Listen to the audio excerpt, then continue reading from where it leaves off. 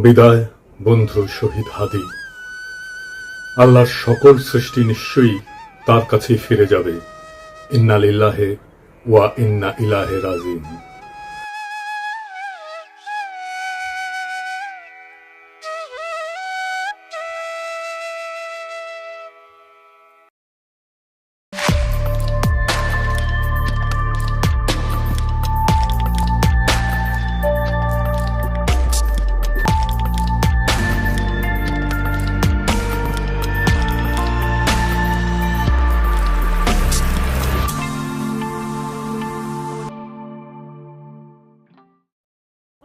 ফ্যাসিবাদ বিরোধী সংগ্রামে আমাদের সহযোদ্ধা বীর শরীফ ওসমান হাদি আমাদের এই পৃথিবীর মায়া ছেড়ে চলে গেছে।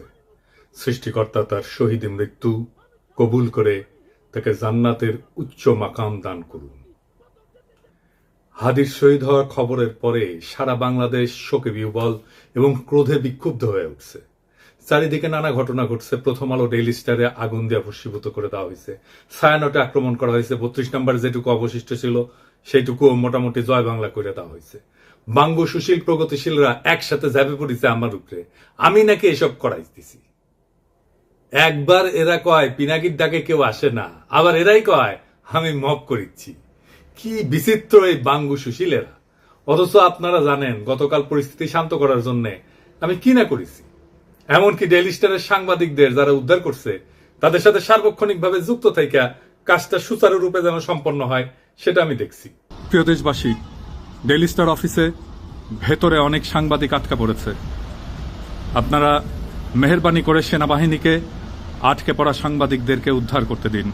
আপনাদের অনুরোধ করছি, মেহেরবানি করে দয়া করে আটকে পড়া সাংবাদিকদেরকে সেনাবাহিনীকে উদ্ধার করতে দিন। হাদির পবিত্র স্মৃতিকে কলঙ্কিত আমরা না করি। সবাইকে আমি শান্ত থাকার আহ্বান জানাচ্ছি। সেনাবাহিনীর যে দল এখানে তাদের উদ্ধার করতে গেছিল তারাই বার্তা পাঠায় জানাইছে তারা উদ্ধার করতে পারতেছে না, আমি যেন সাহায্য করি। যাই হোক, তবে যদি কেউ বলে যে প্রথম আলো ডেইলি স্টারের আর ছায়ানটের বিরুদ্ধে অবিরাম ফাইট দিয়ে গেছি, আমি তাদের জয় বাংলা করার ইচ্ছা পোষণ করেছি, এটা সত্য। এর জন্য যদি আমরা দায় দিতে চায় দিতে পারে, ফেয়ার এনাফ, আমিও দায় নিতে রাজি আছি। তবে সাথে উদিসি আর সিবিবি জয় বাংলা করতে চাইছি, এবার হয় নাই, হবে ইনশাল্লাহ। আমি প্রত্যেকটা ইনস্টিটিউটকে অসংখ্যবার তারা কি কি আকাম করতেছে সেটা দেখাই দিছি।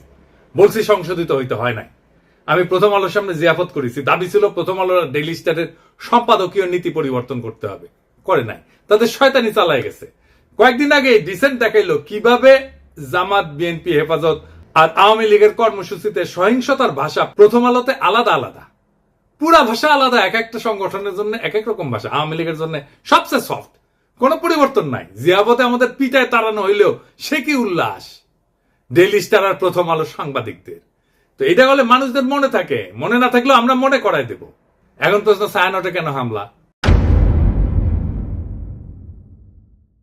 ছায়ানট কি গান শিখায়? না, গান না।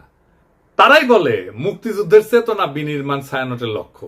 এটা তো আওয়ামী বয়ান তৈরির সফট পাওয়ার। এটা তো জনগণ চিনে। হাসিনা পলায় গেছে, এরা তো আগে সেই কাজ করে যাচ্ছে। 2024-এ 5ই আগস্টের পর ফ্যাসিবাদের বিরুদ্ধে কোনো কাজ করেছে এরা? করা লাগলো নি, করে নাই।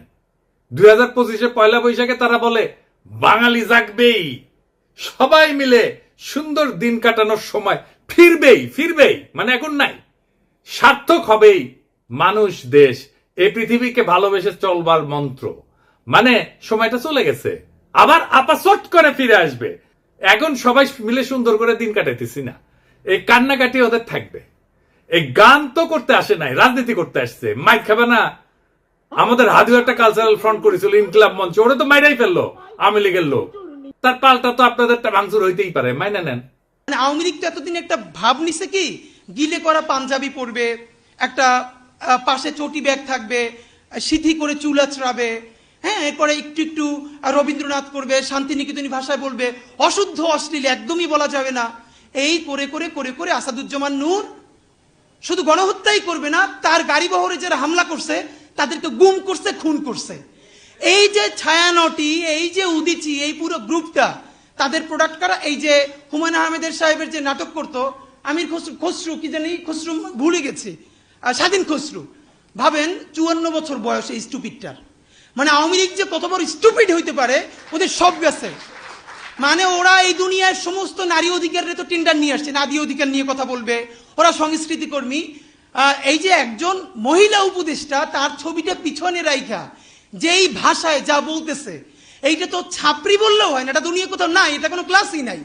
মূলত আওয়ামী লীগ এই ক্লাসেই বিলং করে। তো আওয়ামী লীগ যে এই ক্লাসে বিলং করে এইটা যাতে ধরা না পড়ে, এই জন্য তারা এইরকম গিলে করা পাঞ্জাবি, অনেক বুদ্ধিজীবী তাত্ত্বিক, এই যে তাদেরকে দিয়ে দিয়ে দিয়ে দিয়ে প্রচুর ভেগ কথাবার্তা বলাইতো। আপনি অর্ধেক বুঝবেন অর্ধেক বুঝবেন না, আলো আধারি ভাষা চর্যাপদের মতো, মানে বিরাট একটা তাত্ত্বিক ব্যাপার। এই বলে বলে তারা বাঙালি জাতীয়তাবাদের নামে বাংলাদেশকে টুঙ্গিপাড়ার কলোনি বানাইছিল। আমাদেরকে এখন যেটা করতে হবে, সেই কলকাতা এবং টুঙ্গিপাড়ার কলোনিয়ালিজম ভেঙে ঢাকার বাংলাদেশ গড়ে তুলতে হবে। আর বাংলা মানে আর এখন আর কলকাতা না, বাংলা মানেই বাংলাদেশ। এই স্বাধীন পরিচয়ের জন্য আমাদের দীর্ঘ প্রস্তুতি নিতে হবে, মনস্তাত্ত্বিক লড়াই, সাংস্কৃতিক লড়াইয়ের জন্য। আমি আশা করছি যে আপনারা সবাই যে যার পরিসরে জুলাই শুধু বাঁচিয়ে রাখলে হবে না, জুলাইকে মাথা উঁচু করে বাঁচিয়ে রাখতে হবে, তাহলেই বাংলাদেশের স্বাধীনতা সার্বভৌমত্ব বাঁচবে, বাংলাদেশ বাঁচবে। তাহাদিরা আসলে মারছে কে? হাদির হত্যাকাণ্ডের পিছনে ডিজিএফআই আছে, এটা আমার শক্ত অনুমান। প্রত্যেকটা জায়গায় ডিজিএফআই এর সিগনেচার বর্তমান। কেন কইছি? কারণ ওয়াকারের পথ বালক আর ডিজিএফআই হাদির ঘটনা নিয়ে একদম প্রথম থেকে উদ্দেশ্যমূলকভাবে মিথ্যাচার করতেছে। কিভাবে? একদম দেখাই দিই চোখে আঙুল দিয়া। ঘটনা ঘটে শুক্রবার 12 ডিসেম্বর দুপুরের দিকে। ঘটনা ঘটার সাথে সাথে এই ওয়াকারের পথ বালক আসল অপরাধীকে আড়াল করার জন্য কইল কি ভারত থেকে আসছে নাকি 80 জন শুটার বানোয়াট গল্প প্রচার করলো।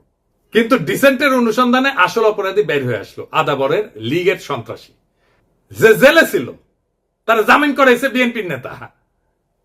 তারপরে কি হলো? ঘটনার ঠিক পরের দিন সে অপরাধীর অবস্থান সম্পর্কে ভুয়া ডাহা মিথ্যা তথ্য ছড়ায় যে অপরাধীরা 12 ডিসেম্বর শুক্রবার সন্ধ্যায় ভারতের গুয়াহাটি পৌঁছে গেছে। অথচ আবার সে নাকি এটা আবার হোয়াটসঅ্যাপে ইন্টারসেপ্ট করে পাইছে। চিন্তা করেন। অথচ অপরাধ ঘটে দুপুরের দিকে ঢাকা থেকে রওনা দিয়ে সন্ধ্যায় আসামের গুয়াহাটি পৌঁছানো সড়ক পথে অসম্ভব একটা ঘটনা। এছাড়া ঘাতক ফয়সালের বাবা মা আদালতে তাদের স্বীকারোক্তিতে বলছে ঘাতক সেই শুক্রবার রাতে ঢাকার আগারগাঁওয়ে তার বোনের বাসায় ছিল। অর্থাৎ ঘাতকেরা যখন ঢাকায় তাদের বোনের বাসায়, সেই সময় ওয়াকারের পথ বালক গুজব রটাইতেছে যে তারা ভারতে চলে গেছে। চিন্তা করেন, তাদের সন্ধান করে লাভ নাই। মানে বুঝিছেন? যুগান্তরে তার বাবা মা প্রকাশিত বক্তব্য অনুযায়ী সেই রাতে ঘাতকের বোনের বাসায় তারা দেখা করে ফয়সালের সাথে। সেখানে আসামি শুটার ফয়সাল তার অবস্থান নিরাপদ মনে না হয় আগারগাঁও থেকে মিরপুরে যায়। পরে শাহজাহানপুরে আসামি মোহাম্মদ হুমায়ুন কবিরের ভাতিজা আরিফের বাসায় যায়। শুটার ফয়সালের ব্যাগ নিয়ে তার বাবা হুমায়ুন কবির একটা সিএনজি ভাড়া করে দেয় এবং সঙ্গে কিছু টাকাও দেয়। পরবর্তীতে আসামিরা তার ছোট ছেলে হাসান মাহমুদ বাবলু ওরফে রাজের কেরানীগঞ্জের বাসায় আসে এবং তারা জুরাইন থেকে 2টা মোবাইল সিম কিনে ব্যবহার করে। বাবা আমার বক্তব্য যেটা পত্রিকায় প্রকাশ হয়েছে, আমি ব্যানে করছি না, সেটা অনুযায়ী ঘাতক যে এখন ভারতে আছে এমন কোনো তথ্য নাই। ওয়াকারের পথ বালক প্রথম থেকে অপরাধীদের খোঁজাকে ভুল পথে নিয়ে যাওয়ার চেষ্টা করেছে না এবং নিরুৎসাহিত করেছে না যে চলেই গেছে, তো এখন আর খুঁজে লাভ কি? ওয়াকারের পথ বালক অপরাধীদের একটা ভুয়া সেলফি শেয়ার করে বলে গোয়েন্দারা নাকি তার ফোন ইন্টারসেপ্ট করে পাইছে। এইরকম আজগুবি দাবিকে কম্পিউটার ইঞ্জিনিয়ার হাস্যকর বলে ব্যাখ্যা করছে এবং কেন এটা মিথ্যা দাবি এবং অসম্ভব ঘটনা সেটাও ব্যাখ্যা করছে। তবে সফটওয়্যার ইঞ্জিনিয়ার তানভীর আহমেদ আরজেল সাইরের দাবি মিথ্যা উল্লেখ করে তাকে চ্যালেঞ্জ করেছেন। আইটি এক্সপার্ট তানভীর আহমেদ গণমাধ্যমকে জানান, একজন সফটওয়্যার ইঞ্জিনিয়ার হিসেবে বলছি, জুলকারনাইন সায়ের 100% ভুয়া তথ্য দিয়েছে। সে দাবি করছে অপরাধীরা অন্যের মোবাইলে সেলফি পাঠাইছে আর সেটা গোয়েন্দা সংস্থা ইন্টারসেপ্ট করে এই ছবি পাইছে। 2026-এ এসেও এই কথা বিশ্বাস করার মতো নয়। পথ বালককে বলছিল আইসে ডিবেট করতে, করে নাই। এই 3টা ঘটনা থেকে এটাই প্রমাণিত হয় যে ওয়াকারের পথ বালক আর ডিজিএফআই প্রথম থেকে হাদির ঘটনা নিয়ে আসল অপরাধীকে আড়াল এবং রক্ষা করার জন্য একের পর এক মিস ইনফরমেশন আর স্মোক স্ক্রিন ছড়ায় গেছে। এই ইন্ডিয়ার দালাল পথ বালক বাংলাদেশের জনগণের 1 নাম্বার শত্রু, বাংলাদেশের স্বাধীনতা সার্বভৌমত্বের শত্রু। তবে একটা কথা সবাইকে একটু বলি, একটু শোনেন। শহীদ ওসমান হাদির মরদেহ এখনো দেশে এসে পৌঁছায়নি। স্বাভাবিকভাবে আমাদের প্রত্যেকের হৃদয় ভারাক্রান্ত আবেগে বিক্ষুব্ধ। এই মুহূর্তে আমাদের সবচেয়ে আগে যেটা দরকার তা হলো সর্বোচ্চ সংযম এবং দায়িত্বশীল আচরণ নিশ্চিত করা, যেন একজন জুলাই যোদ্ধার বিরচিত আত্মত্যাগের প্রতি যথাযথ সম্মান জানায় তার জানাজা এবং দাফন শান্তিপূর্ণ এবং মর্যাদার সাথে সম্পন্ন করা যায়। এমন সংবেদনশীল সময় পরিস্থিতিকে আরো নাজুক করে তুললে এটা হবে একেবারে বেপরোয়া এবং আত্মঘাতী, যার পরিণতি হবে গভীরভাবে ক্ষতিকর। এর তাৎক্ষণিক ফলাফল অনুমান করা কঠিন না, কিন্তু তা হবে ধ্বংসাত্মক। দীর্ঘদিনের ক্ষোভ থেকে ফ্যাসিস্ট বয়ান উৎপাদনকারী দেশের দুইটা পত্রিকা জনতা হামলা ভাঙচুর অগ্নিসংযোগ হয়েছে এবং আগুনে কিন্তু একটা পত্রিকার সাংবাদিকদের জীবন বিপন্ন হয়ে উঠছিল। পরিস্থিতির যেন আর অবনতি না হয় মেহেরবানি করে সতর্ক থাকবেন। আমাদের তো সব কাজের দোষ। বিদেশি গণমাধ্যম চাইবে, ইন্ডিয়া চাইবে হাদির শহীদ মৃত্যুকে শিরোনাম না বানায় অগ্নিসংযোগ ভাঙচুরের দৃশ্যকে শিরোনাম বানাইতে। এটা ঘটলে আড়ালে পড়ে যাবে আসল এবং জরুরি সত্য, হাদির শাহাদাত, তার আদর্শ এবং যে শক্তির বিরুদ্ধে লড়াই করতে যেয়ে তাকে প্রাণ দিতে হয়েছে। আরো দুঃখজনক হইল গুলিবিদ্ধ হওয়ার পর সারা দেশে হাদিকে ঘিরে যে বিপুল ভালোবাসা, দীপ্ত আবেগ এবং নৈতিক সংহতির জোয়ার সৃষ্টি হয়েছে তা মারাত্মকভাবে ক্ষতিগ্রস্ত হবে। আমরা কোনোভাবেই হাদির আত্মত্যাগকে এইভাবে নষ্ট হতে দিতে পারি না। আমাদের শত্রুরা চায় বাংলাদেশের মানুষ যেন ঐক্যবদ্ধভাবে আধিপত্য এবং দমন নীতির বিরুদ্ধে দাঁড়াইতে না পারে, ইনসাফের পক্ষে দাঁড়াইতে না পারে, স্বাধীন সার্বভৌম বাংলাদেশের পক্ষে দাঁড়াইতে না পারে। জুলাই যেন কলঙ্কিত হয়, মানুষ যেন ক্লান্ত এবং বিভ্রান্ত হয়ে আবার তাদেরকেই স্বাগত জানাইতে শুরু করে যারা পতিত শক্তির পুনর্বাসনে সহায়তা করবে এবং পুরনো মডেলের কবজায় দেশকে আটকায় রাখবে। এই সংকটময় মুহূর্তে আমাদের প্রয়োজন শৃঙ্খলা, ধৈর্য এবং রাজনৈতিক স্পষ্টতা। খুব সহজে উস্কানি দিয়া সংঘাত সৃষ্টি করা যায়। আফগান পাকিস্তান সীমান্তেই দেখেন না, অনেক ক্ষেত্রে না বুঝে তরুণরা সে আগুনে ঝাঁপায় পড়ে, প্রাণ হারায়। আমাদের বুঝতে অসুবিধা হওয়ার কথা না কারা এই সুযোগ নিতে চায়, কারা বাংলাদেশের স্বাধীনতা সার্বভৌমত্বকে পুনরায় বিপন্ন করতে চায়। অতএব উত্তেজিত এবং ক্ষুব্ধ জনতাকে থামাইতে হবে দৃঢ়ভাবে, শান্তভাবে, ধৈর্যের সাথে এবং অবিলম্বে। হাদির লড়াইকে রক্ষা করার জন্য, নতুন বাংলাদেশকে রক্ষা করার জন্য, বিপ্লবকে রক্ষা করার জন্য এবং যে ইনসাফ, মর্যাদা এবং আদর্শে অবিচল থাকার কারণে হাদিকে জীবন দিতে হয়েছে, সেই সুমহান লক্ষ্যের স্বার্থে আমাদের এই দায়িত্ব পালন করতেই হবে। আমরা সেটা করব ইনশাল্লাহ। ইনকিলাব জিন্দাবাদ, শহীদ হাদি অমর হোক। আল্লাহ যতদিন বাঁচায় রাখবে, স্বাধীনতা, সার্বভৌমত্ব, ইনসাফ এবং সততার জন্য লড়াই করব। এই লড়াই আমাদের জিহাদ ইনশাআল্লাহ। আর যদি আমি মরে যাই, আমি শহীদ হয়ে যাই, আমার ডান পাশের ভাই বোনেরা এই লড়াই যতদিন বেঁচে থাকবে ততদিন চালায় নেবে ইনশাআল্লাহ।